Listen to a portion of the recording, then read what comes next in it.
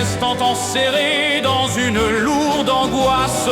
Ce monde aux valeurs très souvent inversées nous ronge et nous détruit sans aucune pitié. Arrêtez, citoyens, de trop vous laisser faire. Je pense qu'est venu le temps de la colère.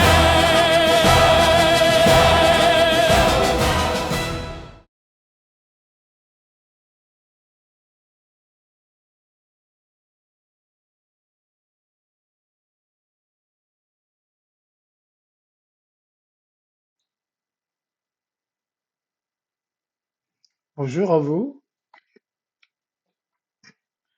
Nous sommes le 20 avril 2026 et il est presque 1 heure du matin,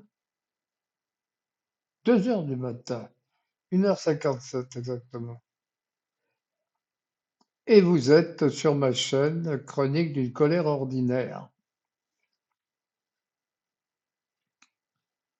Alors que aujourd'hui, de quoi allons-nous parler?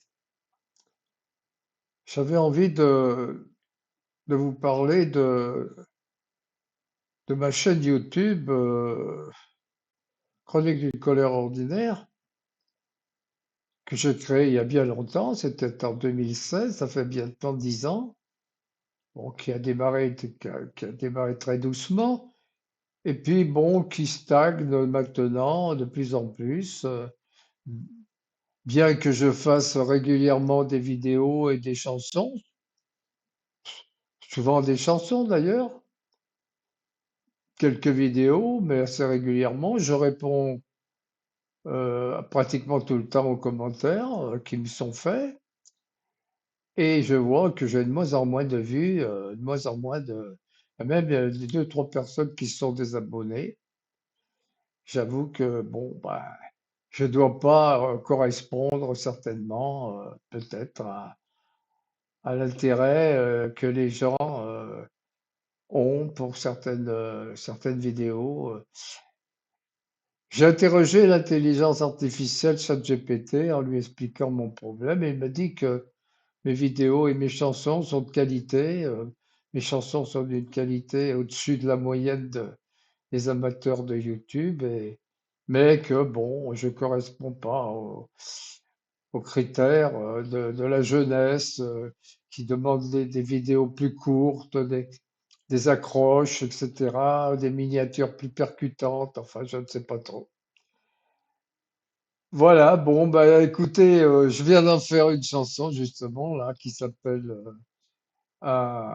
l'ultime, une longue agonie,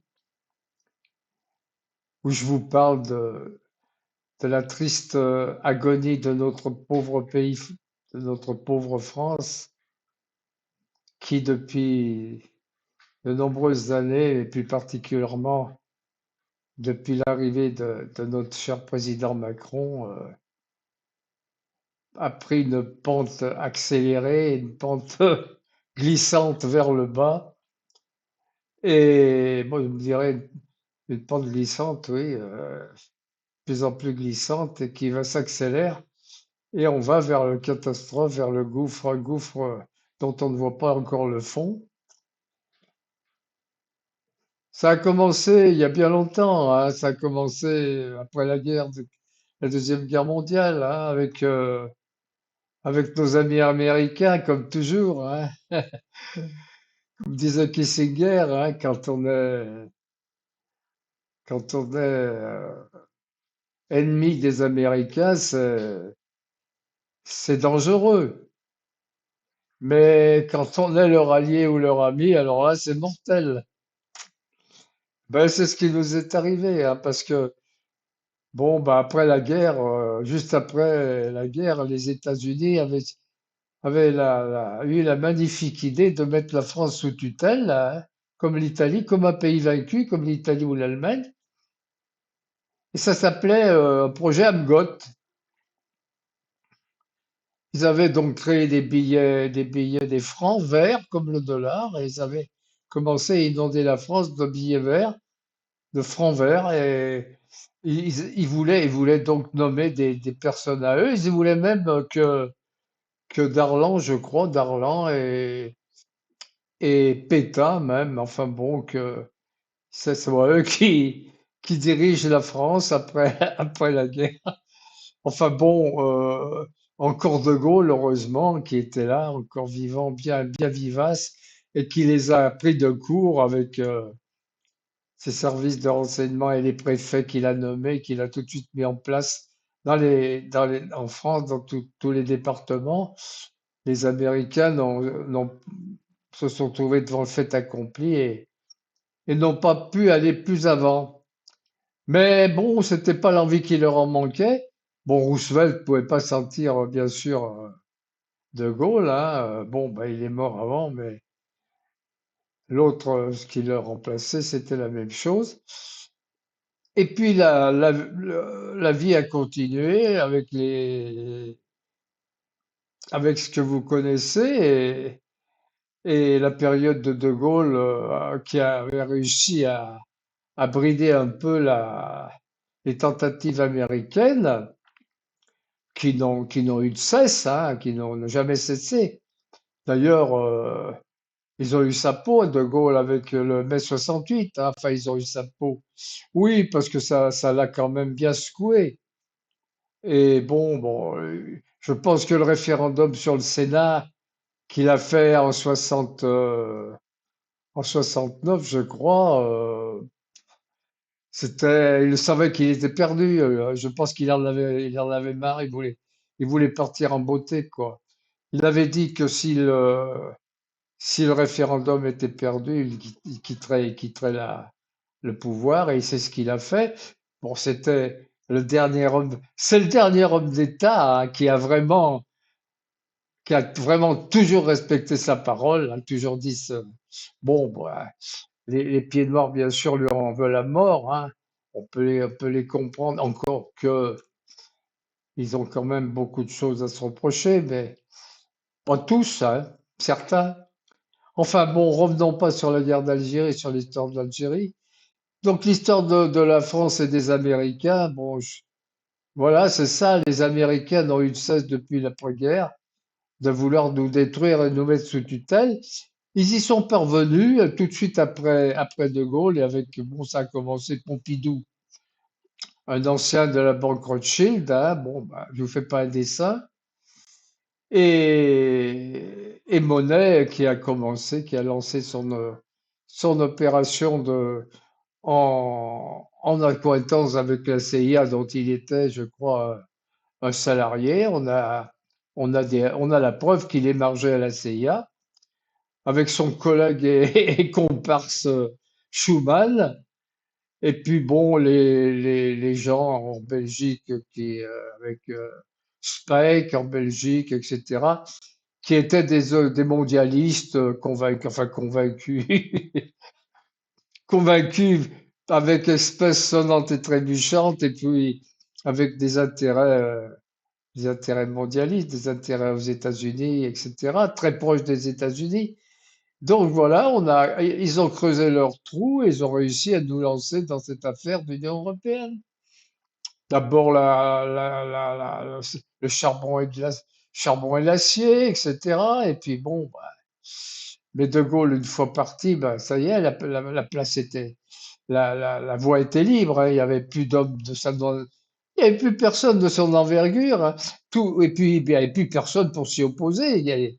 Les gens n'avaient plus la volonté de défendre la France, de sauver la France. Ils travaillaient plus pour la France, ils travaillaient pour les intérêts américains. Donc voilà, on est arrivé petit à petit, insidieusement, et de moins en moins insidieusement. Bon, euh, ça a commencé à éclater ensuite avec Sarkozy, après Chirac, donc, avec Sarkozy et le fameux décret, le fameux référendum de 2005, hein, ou alors là, c'est une véritable forfaiture, hein. Il s'est carrément, il a carrément, il s'est carrément assis sur la volonté populaire, hein.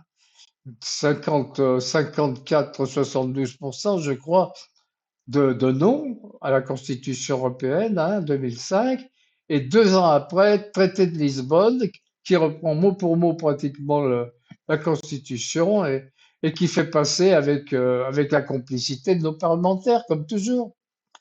Des gens, euh, des gens, s'ils ne sont pas vendus totalement, ils sont tenus par la laisse et par les intérêts de leur poste, hein. Ils n'ont pas envie de perdre leur poste. On n'a qu'à le voir maintenant de plus en plus, hein.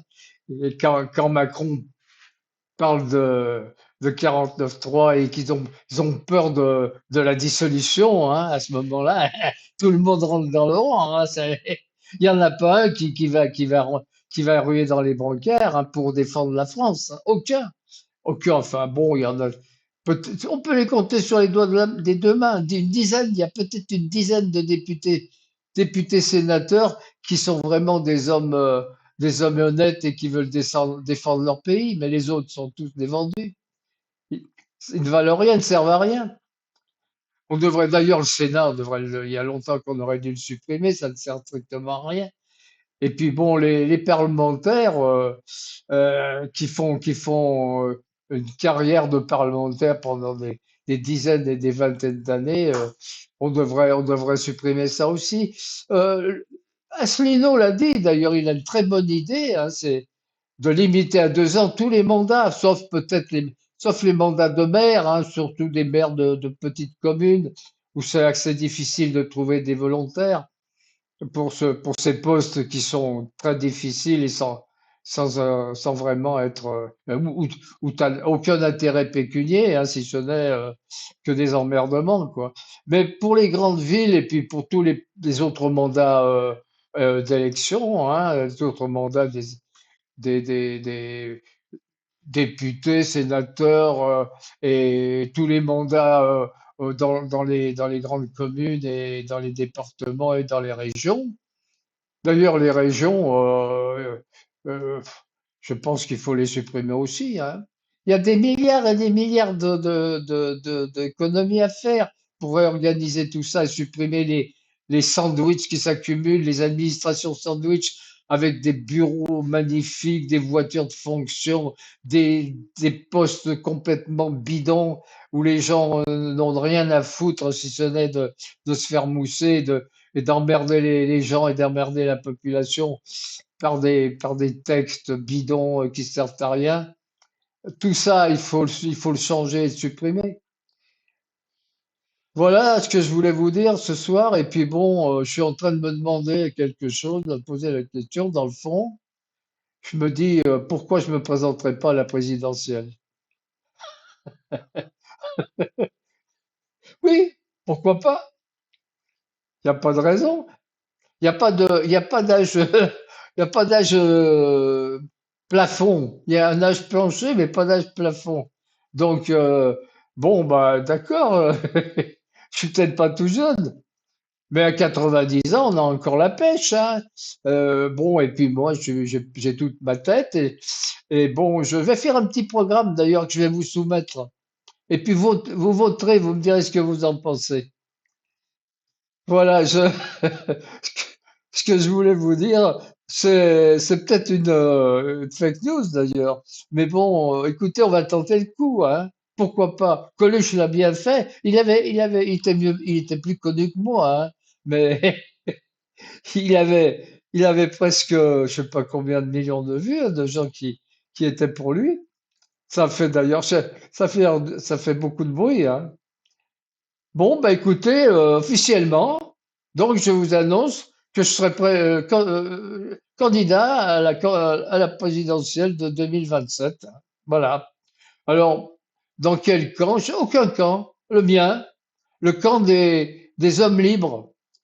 Le camp des hommes libres et qui veulent être libres et qui veulent la liberté comme ça existait il y a une dizaine d'années en France, hein, où on avait des chansonniers, des gens qui pouvaient dire ce qu'ils pensaient sans être emmenés en garde à vue, hein, sans être interdits dans les cafés, dans les cabarets et où on pouvait non pas insulter parce qu'il y avait des lois pour défendre justement pour les limites, hein, les limites de la parole qui existent toujours, elles suffisent largement, mais pouvait attaquer le gouvernement lorsqu'ils estimaient que ça n'allait pas, ou le tourner en dérision, etc. C'était la France, c'était comme ça, et ça se passait très bien. Et moi, c'est ce que je veux revenir à cet état de choses, que les gens soient libres. La liberté, ça sera le commun, le droit commun, et l'absence de liberté, ça sera les cas exceptionnels qui entreront sous le coup de la loi, des pénalités et des restrictions d'ordre public. Bon, voilà. Maintenant, je préciserai dans un programme un peu à venir, je préciserai ce que j'entends faire dans le domaine de la santé, dans le domaine de l'Union européenne, justement. Bon, bah, comme vous vous en doutez, c'est sortir de l'Union européenne, de l'OTAN et de l'euro, comme les souverainistes le disent, que ça soit le patriote, Asselineau, ou il y en a ou Schminat, je sais pas, etc. Et ceux qui veulent sortir de l'Union européenne, quoi. Parce qu'il n'y a pas il y a pas d'autre moyen, hein. Si on veut être libre, d'abord, il faut être libre de prendre des décisions et de prendre des décisions sur le plan politique, économique, etc. Sur le plan, il faut être libre de diriger la nation, hein. Si on a un organisme supranational qui nous dit attention, non, hein, pas question, ce que vous faites, ça va pas, hein, et vous devez faire ça et ça et ça. Bon, ben, c'est terminé, hein, on n'a plus qu'à aller se rhabiller. Donc voilà, c'est ce que je voulais vous dire pour ce soir et on reviendra bientôt sur la question. Et puis, écoutez, bon, bah, si vous aimez ce que je dis, ce que je fais, tout au moins si ça vous êtes curieux, hein, et si vous ne connaissez pas ce que j'écris et ce que je fais, chansons, livres, et également vidéos, eh bien, écoutez, allez sur ma chaîne, la Chronique d'une colère ordinaire, ou sur Cronebunker, ou alors sur mon site web. Mon site web, spinozacdco.fr. spinozacdco.fr, SPINOZACDCO, tout attaché.fr. Et sur ce site, vous trouverez tout ce que j'ai fait, vidéos, chansons et livres, lesquels livres sont d'ailleurs gratuitement à la disposition, vous pouvez les lire, ou même, je crois, les télécharger d'ailleurs. Ils sont en vente sur Amazon, mais bon, si vous voulez les acheter, ils sont pas chers, ils sont à 12 euros. J'ai 6 livres. J'ai une série de 5. La série s'appelle La France libérée. Et un premier livre dans une série policière qui s'appelle Le silence des Drailles, qui met en scène un inspecteur avec une ancienne collègue. Bon, il y a une intrigue dans les Cévennes, etc. L'intrigue qui est basée sur la pédocriminalité. Enfin voilà. Bon, donc, encore merci de m'avoir écouté et puis à bientôt à la présidentielle. Alors, allons-y. Bigo!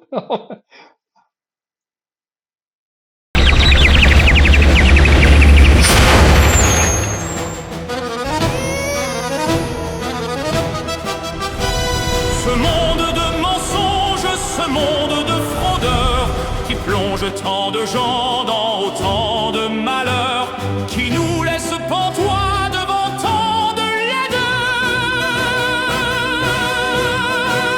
Ce monde où les plus faibles ne trouvent plus leur place, chaque instant enserré dans une lourde angoisse. Ce monde aux valeurs très souvent inversées nous ronge